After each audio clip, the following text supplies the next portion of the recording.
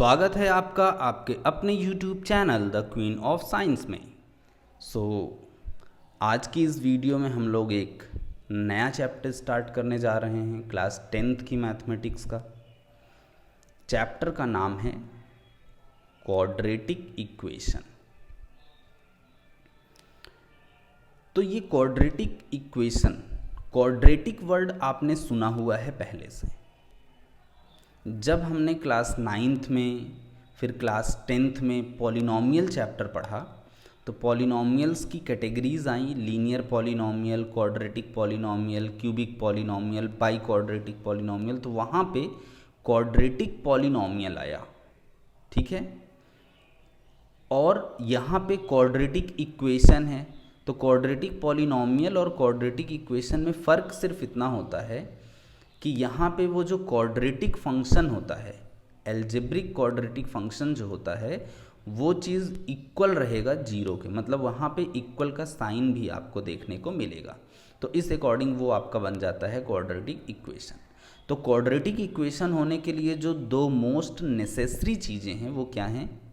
पहली चीज़ कि आपको जो एल्जेब्रिक एक्सप्रेशन दिख रहा है वहाँ पे मैक्सिमम पावर 2 होनी चाहिए। डिग्री 2 होती है क्वाड्रेटिक के लिए, मैक्सिमम पावर 2 होनी चाहिए और साथ में इक्वल का साइन दिखना चाहिए, तब हम उसको कहेंगे क्वाड्रेटिक इक्वेशन, ठीक है। तो इस अकॉर्डिंग जो है क्वाड्रेटिक इक्वेशन के लिए जो हमारे पास एक फॉर्म डेफिनेशन बन रही है वो है any equation of the form px is equals to 0। और यहाँ पे ये px क्या है? Where p of x is a polynomial of degree 2। Degree 2 means maximum power 2 is a quadratic equation, ठीक है। और इस क्वाड्रेटिक इक्वेशन का जो स्टैंडर्ड फॉर्म होता है वो आप पहले से ही जानते हैं। क्वाड्रेटिक पॉलिनॉमियल का स्टैंडर्ड फॉर्म हम लिखते थे ax² plus bx plus c, और इसी को लिख दिया इक्वल्स टू 0। तो ये हो गया हमारा क्वाड्रेटिक इक्वेशन, ठीक है। Where A B C are the constants, ये भी आप पहले से जानते हैं कि ए बी सी कॉन्स्टेंट है और x यहाँ पे क्या है? वेरिएबल। अब देखिए क्वाड्रेटिक इक्वेशन और क्वाड्रेटिक पॉलिनॉमियल में फ़र्क क्या आता है। क्वाड्रेटिक पॉलिनॉमियल्स के जीरोज़ होते हैं, क्वाड्रेटिक पॉलिनॉमियल्स के सॉल्यूशंस होते हैं, लेकिन क्वाड्रेटिक इक्वेशन के रूट्स होते हैं।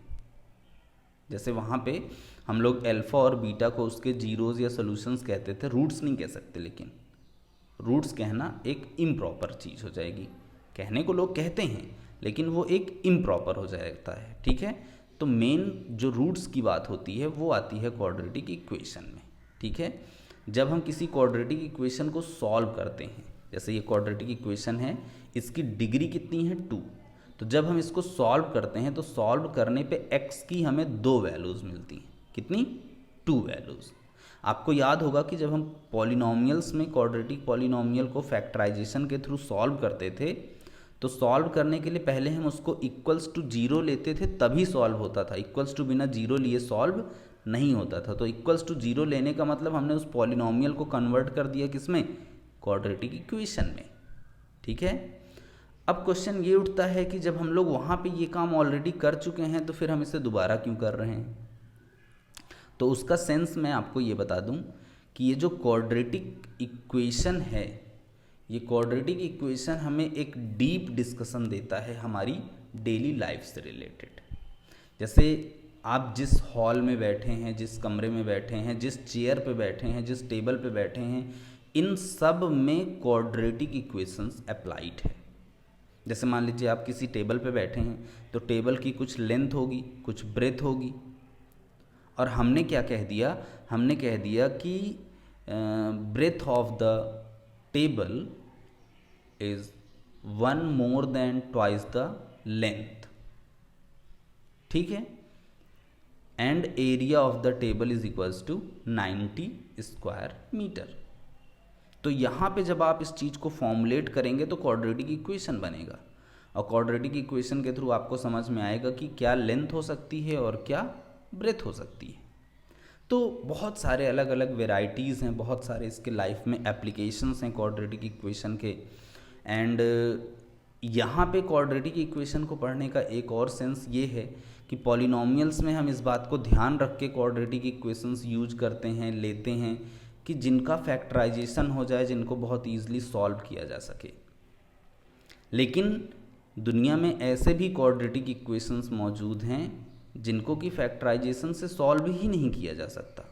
उनको सॉल्व करने के लिए एक नया तरीका ही डेवलप करना पड़ा, जिसको एक मैथमेटिशियन थे श्रीधराचार्य जी, उन्होंने डेवलप किया। यूक्लिड्स थे, उन्होंने भी इसमें काफ़ी हेल्प की, और बेबीलोनियंस थे, वो भी काफ़ी इसमें हेल्प किए। अलग अलग डिफरेंट साइंटिस्ट थे जिन्होंने काफ़ी इस चीज़ की फील्ड में काम किया। एंड आपको ये जान के ताज्जुब होगा कि आज आप एक क्वाड्रेटिक इक्वेशन का चैप्टर पढ़ रहे हैं। इसी क्वाड्रेटिक इक्वेशन चैप्टर की वजह से क्लास 11th में आप एक नया चैप्टर पढ़ेंगे। उस चैप्टर का नाम है कॉम्प्लेक्स नंबर। और मज़ेदार बात वहाँ पे ये है कि आपने नंबर्स की सीरीज में बहुत सारे नंबर्स पढ़े हैं। कौन कौन से? Natural number, whole number, integers, rational, irrational, real, यहाँ तक की कहानी आपको पहले से पता है। कॉम्प्लेक्स नंबर अभी आप नहीं जानते। इस चैप्टर की वजह से एक नया नंबर ही पूरा डेवलप हो गया, that is known as complex number, imaginary number. ठीक है, तो ये इस चैप्टर की इम्पोर्टेंस है। फिर जब आप क्लास 12th क्रॉस करेंगे, बीएससी करेंगे, एमएससी करेंगे, तो आपको स्पेशलाइजेशन डिग्री मिलती है क्वाड्रेटिक इक्वेशन के लिए। लोग अपनी थीसिस करते हैं, पीएचडी करते हैं क्वाड्रेटिक इक्वेशन के ऊपर। तो ये बहुत ही डीप नॉलेज है, बहुत ही डीप डिस्कशन है इस चैप्टर पे। ठीक है, तो अगर अब हम लोग यहाँ पे थोड़ा सा आगे की तरफ बढ़ते हैं, जैसे कि मान लीजिए कि अगर हमें किसी क्वाड्रेटिक इक्वेशन में 2 रूट्स होते हैं। ये तो आपको पता ही है कि क्वाड्रेटिक है तो कितने रूट्स होंगे? 2। और उन रूट्स को हमने कह दिया अल्फ़ा एंड बीटा। एक को कह दिया अल्फ़ा, मतलब जब हम क्वाड्रेटिक इक्वेशन सॉल्व करते हैं तो उसकी 2 वैल्यूज़ आती हैं एक्स की। तो एक वैल्यू को हम क्या कहते हैं? अल्फ़ा, और एक वैल्यू को हम क्या कहते हैं? बीटा। तो जो अल्फ़ा प्लस बीटा होता है, मतलब सम ऑफ द रूट्स, ये इक्वल होता है -b/a। b कोफिशिएंट है x का और a कोफिशिएंट है x² का। एंड अल्फ़ा इंटू बीटा, मतलब कि जो प्रोडक्ट ऑफ जीरोज होता है वो इक्वल होता है c/a के। c कोफिशिएंट है, कांस्टेंट कोफिशिएंट है, और a कोफिशिएंट है x² का। ठीक है, तो एक ये चीज़ आपको दिमाग में रखनी है कि alpha plus beta is equals to -b/a and alpha into beta is equals to c/a। दूसरी चीज़, अगर आपको ये रूट्स दिए हों ऑलरेडी, अल्फ़ा और बीटा की जो वैल्यूज़ हैं ये ऑलरेडी अगर आपको क्वेश्चन में दिए गए हैं, तो आप क्वाड्रेटिक इक्वेशन फ्रेम कर सकते हैं खुद से, जिसके लिए फॉर्मूला होता है x² minus sum of the roots alpha plus beta into x plus product of the roots alpha into beta is equals to 0। ये फॉर्मूला है कि अगर आपको रूट्स ऑलरेडी पता हैं तो आप क्वाड्रेटिक इक्वेशन खुद से पता कर सकते हैं। ठीक है, and the last thing, to decide an equation is a quadratic equation or not, we need to simplify the given equation before deciding whether it is a quadratic or not. Two main things we have to look, first is a maximum power 2, maximum power 2 देखनी होती है, and second is sign of equal. ठीक है, जैसे कि polynomial में होता था कि कभी कभी लगता था कि पॉलिनोमियल है बट होता नहीं था, कभी कभी होता था पॉलिनोमियल बट लगता नहीं था। ऐसे ही क्वाड्रेटिक इक्वेशन में भी आप जस्ट एकदम देख के डायरेक्ट ये नहीं कह सकते कि हाँ ये क्वाड्रेटिक इक्वेशन है या नहीं है। ठीक है, तो उसके लिए आपको जो भी इक्वेशन दी गई है उसको पहले थोड़ा सा सिंप्लीफाई करना होगा। सिंप्लीफाई करके उसको इस तरीके के एक स्टैंडर्ड फॉर्म में लिखने की कोशिश करनी होगी, जहाँ पे कि आपको पूरा RHS पूरा 0 दिखे और सारी चीज़ें कहाँ दिखें? LHS में दिखें। उसके बाद फिर आप देखेंगे कि मैक्सिमम पावर 2 है, अगर है तो एक काम बन गया, और फिर आप देखेंगे कि क्या इक्वल का साइन है, अगर वो भी है तब आप जाके कहेंगे कि हाँ ये क्वाड्रेटिक इक्वेशन है। और अगर दोनों में से कोई एक चीज़ कम पड़ गई तो फिर वो क्वाड्रेटिक इक्वेशन नहीं है। इस बात को आप ध्यान रखिएगा। ठीक है, आई थिंक आपको मेरी ये बात थोड़ी थोड़ी समझ में आ गई।